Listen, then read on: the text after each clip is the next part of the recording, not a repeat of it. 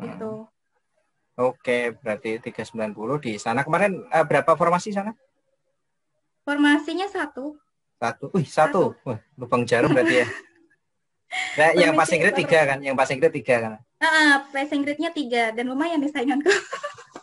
Oke, mungkin Saingan aku tuh dosen sama pegawai di Universitas Tadulako. oh, orang internal saingannya malah. Iya, satu orang internal, yang satu Ah, dosen, tapi di Sumatera sih yang satunya. Saya sebenarnya ah. makanya walaupun udah lolos SKAD, saya tuh nggak yakin lolos SKB-nya, karena saingan saya lumayan berat nih. Berat kamu saya pribadi loh, karena tahu sendiri lah. Yang satu dosen, yang satu pegawai di sini. Dan berita di luar sana pun sudah sangat udah sangat familiar. Ketika udah ada orang dalam, mereka akan diprioritaskan, ya kan? Ya, Betul betul, kan? betul, betul. Terutama bagian wawancara, ya toh? Kemudian bagian micro teaching kan? Nah, kemudian kalau tes tertulis, alhamdulillah ya Allah menyelamatkan saya untuk ditakdirkan bekerja di Universitas Tadulako. Tahun kemarin itu tidak seperti sama tahun sebelumnya. Jadi SKB-nya itu kalau tahun-tahun sebelumnya kan tesnya tadi kan ada micro teaching, ada wawancara, kemudian ada tes tulis kan. Nah, tes tulisnya ini itu ditangani oleh universitas juga. Tapi kalau yang tahun kemarin, nah yang tahun kemarin itu yang tes tulisnya itu diganti ke CBT. Jadi pakai komputer. Ya udah, dari komputer situ, dan itu pun baru pertama kali bisa dibayangkan kita tidak ada acuan. Jadi hanya dikasih kisi-kisi tentang kementerian Kemendikbud, tentang kinerja yang kita lamar lah, seperti itu. Kita nggak sama bahasa Inggris, sama ada beberapa lah komponen di SKB itu lewat CAT. Jadi saya semua tes, walaupun saya melamar di Sulawesi, saya semua tes ada di Jogja. Ada CBT-nya itu. Iya. Oke. Nanti kalau mau cerita tentang SKB boleh di episode selanjutnya gitu kan. Sekarang di SKD dulu kan. Karena itu ceritanya panjang banget SKB tuh. Nanti saya kasih gitu. Saya kasih cerita lucu-lucu, maksudnya gimana kan caranya isinya apa aja, bisa jadi saya kisi-kisi ya ini ya. Terus nanti gimana cara micro teaching-nya gitu kan, nanti ada materi apa di dalamnya. Gitu. Karena dia benar-benar beda banget, terutama yang tadi yang tentang wawasan tentang Kemendikbudnya, karena sudah diambil alih oleh pusat. Kita tuh tidak bisa untuk melihat contoh sebelumnya, nggak bisa, sama sekali nggak bisa. Dan ketika soalnya pun berbeda sekali. Berarti itu kan diawali dari dasar ya, kompetensi dasar ya, setelah itu lolos, terus kompetensi bidang. Nah, kompetensi bidang ada berapa aja sih? Maksudnya? Ada berapa tahap? Banyak dia. Ada ini apa? Tapi sebenarnya gini dulu, jangan ke SKD dulu yang penting. Yang penting itu administrasi dulu. Yang penting administrasi dulu. Soalnya jangan sampai gini, ngelamar tidak sesuai dengan formasi ijazah kita. Itu agak bahaya itu ya. Nanti pasti verifikasi ternyata tidak sesuai. Jadi yang penting administrasi dulu. Karena gini, aku juga ada teman yang administrasinya nggak lolos. Itu faktornya, walaupun saya kurang tahu ya, dia nggak cerita lah. Jadi ada faktor itu. Jadi tolong ya teman-teman diperhatikan banget syarat-syaratnya, apa yang harus di-submit dan lain-lain. Itu harus sesuai yang diinginkan sesuai dengan kementerian yang kalian lamar lah, seperti itu ya. Begitu. Tadi apa pertanyaan saya sampai lupa. Oh ya, yang tahap SKB ya. SKB itu banyak banget tesnya. Tapi yang CAT ya, jadi dia literasi bidang pendidikan dan kebudayaan. Tadi kan saya di Kemendikbud, berarti kan tentang Kemendikbud. Kemudian ada tes bahasa Inggrisnya juga. Tes bahasa Inggrisnya luar biasa. Susah sekali.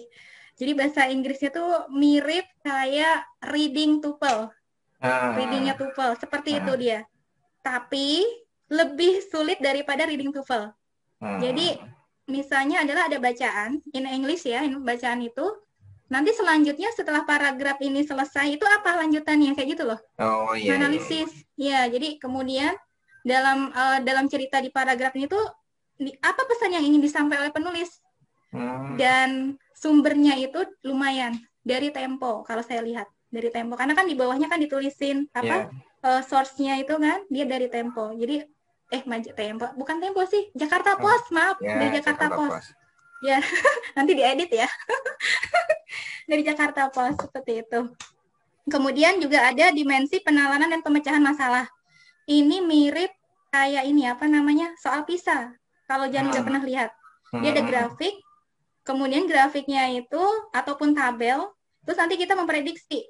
Nah, nanti ini dia kecenderungannya bagaimana untuk kejadian seperti ini. Apakah meningkat ya produksinya, apakah nanti menurun atau bagaimana. Jadi emang menalar sekali.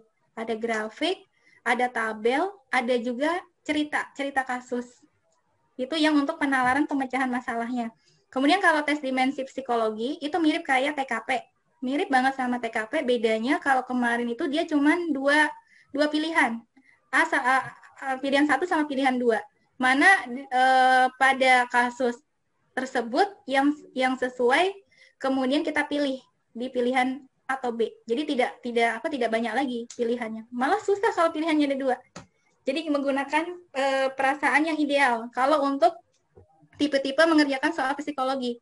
Saya pernah dengar sih dari teman saya kan, kalau psikologi itu gimana sih kayak TKP ngerjainnya ya. Jadi kita tempatkan diri kita dalam posisi seideal mungkin walaupun kita tidak seperti itu. Itu dia. Saya dari teman saya, bukan dari saya. Dari YouTube juga bilangnya seperti itu. Kemudian yang berikutnya kan karena saya dosen, berarti kan ada SKB-nya tentang wawancara. Wawancara dan unjuk kerja. Nah, unjuk kerjanya itu saya micro teaching. Begitu. Ini berarti saya jelasin sekarang aja ya, berarti ya. Oke. Kalau wawancara itu nanti ada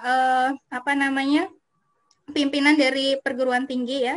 Terus nanti dia akan mewawancarai kita tentang banyak hal, misalnya komitmen lah, kemudian dikasihkan studi kasusnya seperti ini, nanti tanggapan kita bagaimana, kemudian nanti ketika bekerja tuh kira-kira kita kecenderungannya kemana lah, seperti itu. Dan yang paling penting ya, ketika tes wawancara, kalian harus bisa menyebutkan nama kalian dengan jelas. Karena saya pernah dengar juga ya, ketika kita wawancara, misalnya saking groginya, kita sampai tidak bisa untuk menyebutkan nama kita, bisa jadi dianggap bahwa orang itu tuh bukan yang bersangkutan. Makanya jangan kaget ditanyain, kita udah punya data kan, misalnya, yang mau dites tuh Januari Wibowo, ditanyain biasanya, apakah ini dengan Januari Wibowo, terus nanti ditanyain, lulusan mana? Nah, itu sebenarnya untuk verifikasi.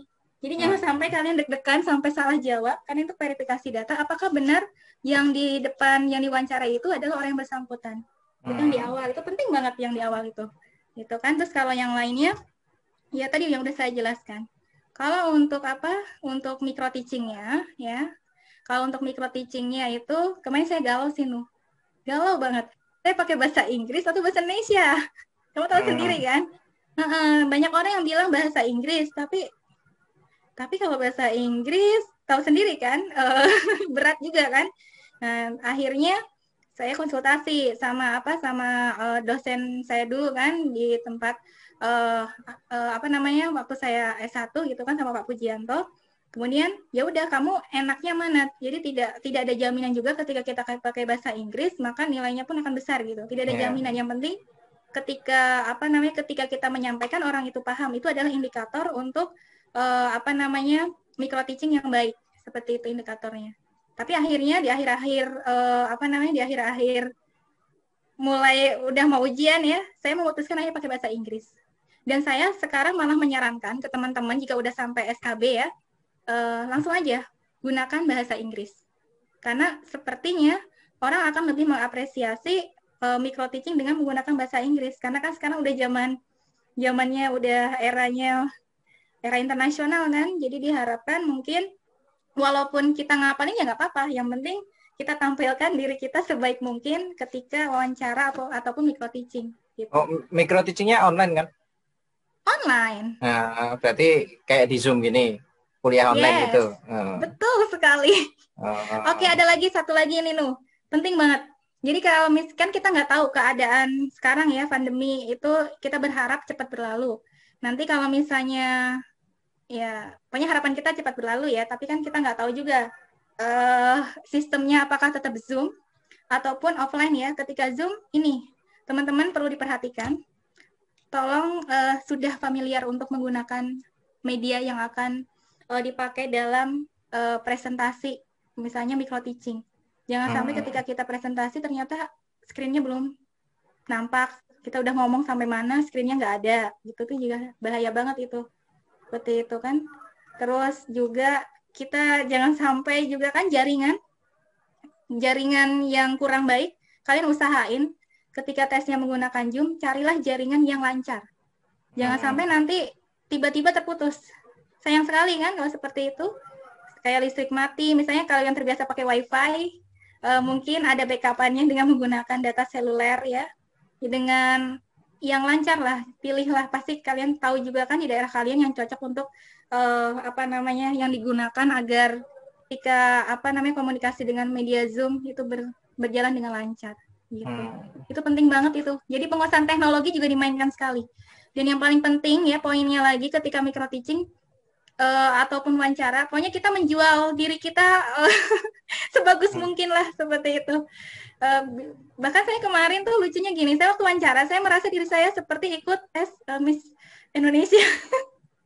Seperti itu. Jadi jawablah semanis mungkin, penuh dengan senyuman ya, dengan tegas itu ketika wawancara. Tapi ketika micro teaching, kalau saran saya tadi pertama pakai bahasa Inggris ya. Kemudian yang kedua itu gunakan media yang kalian bisa. Kalau saya kan kemarin fisika, gerak parabola, saya pakai tracker, pakai Logger Pro, pakai media-media yang kita tahu kita pakai. Padahal saya juga bikinnya baru 1 hari sebelum itu dan saya belajar dari YouTube. Seperti itu, ya. Kemudian yang paling penting lagi juga kalau pas micro teaching ini, kan khususnya untuk dosen ya di sini ya. Karena kan beda untuk setiap formasi kan otomatis SKB-nya itu sediakan perangkat juga. Jadi kayak RPS, kemudian kayak worksheet, LKPD, modul. Ya intinya tuh gimana ya, kita tuh kan ingin menjual diri kita biar kita tuh keterima lah gimana caranya. Walaupun berat, tapi kita lakuin. Santai juga lah teman-teman, nggak mungkin juga kan kita dikasih waktu cuma sehari kan. Pasti waktunya tuh dikasih dalam durasi beberapa waktu, jadi kita masih bisa ngerjain. Gitu. Gampang kok kalau dilakuin.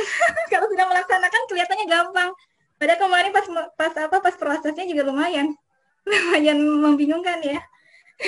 Karena serba tidak jelas. Begitu. Oke.